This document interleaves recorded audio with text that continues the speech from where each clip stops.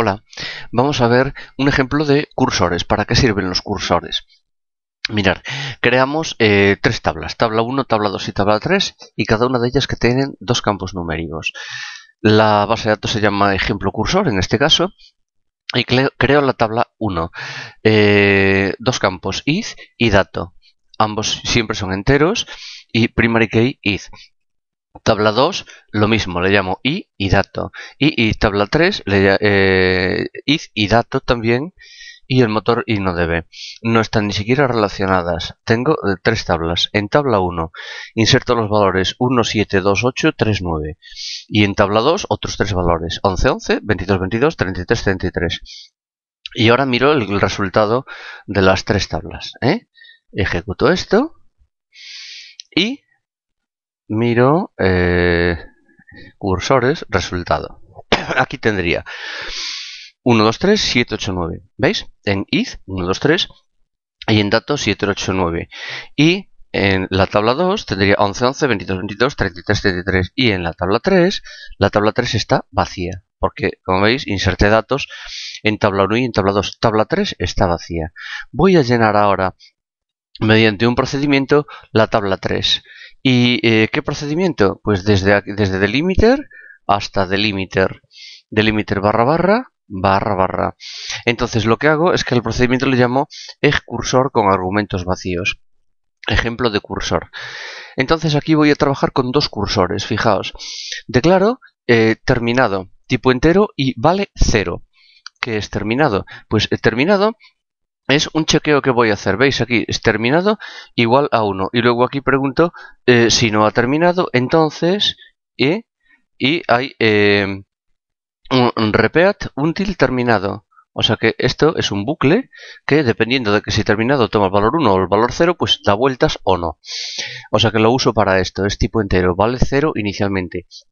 La variable A, char16 y B y C tipo entero. Y ahora los cursores tienen cuatro etapas fundamentalmente. Aquí declaro el cursor, ¿veis? Aquí abro el cursor. Aquí le asigno datos o recorrido al cursor. Y aquí cierro el cursor. O sea que veis que es declararlo, abrirlo, recorrerlo dándole datos y cerrarlo. ¿Vale? Bien, bueno, pues entonces declaro cur1 como un cursor que seleccionará id y dato de tabla 1. Declaro el cursor 2, cur2, cursor, que seleccionaría el dato i de la tabla 2. Y ahora declaré continue handler for SQL state 02000, terminado igual a 1. ¿Qué es esto de SQL state perdón, 2000 terminado 1? Pues esto es un estado que recorrería todas las filas, que indica una vez todas las filas han sido procesadas, es decir, que termine hasta el final. Pues la sentencia fetch quedaría posicionada en una fila no existente.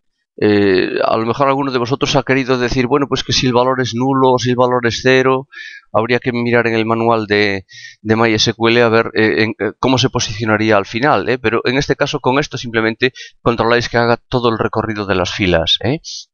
Entonces aquí, si se alcanza este final, entonces terminado tomaría el valor 1.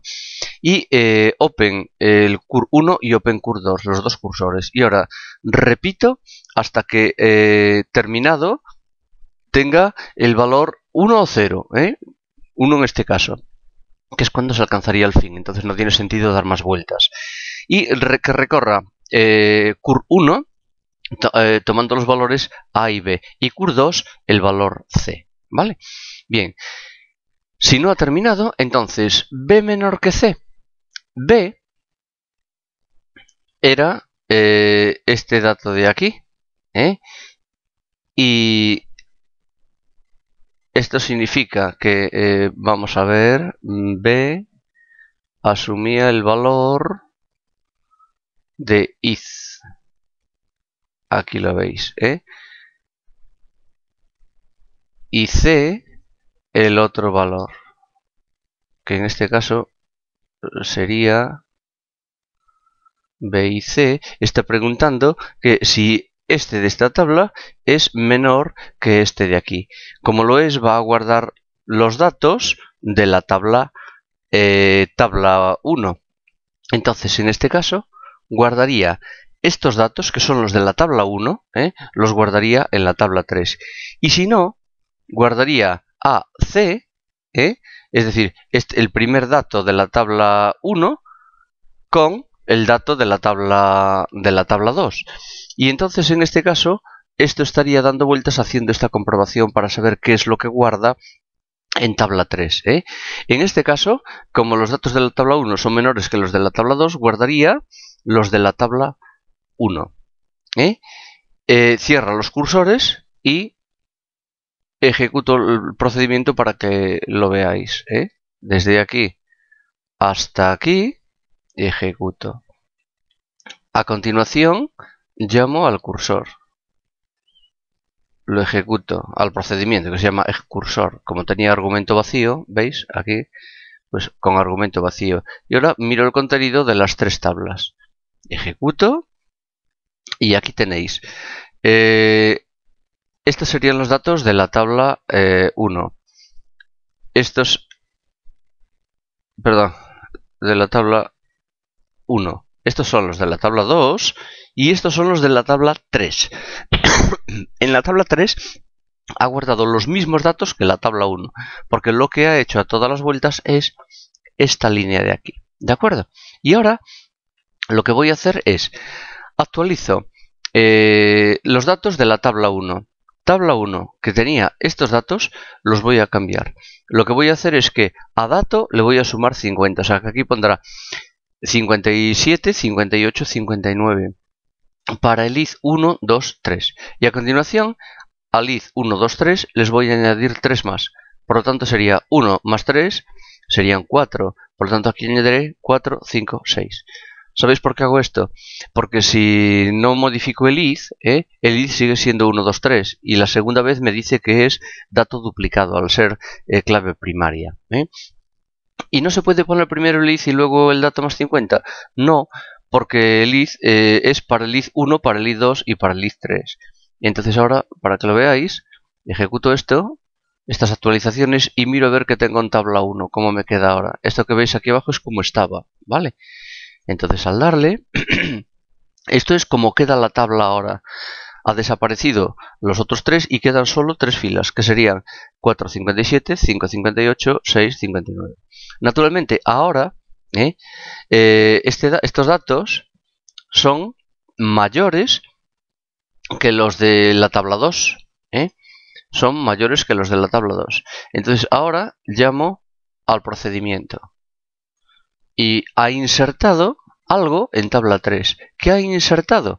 Pues pregunta el procedimiento. ¿B menor que C? En este caso no. En este caso no.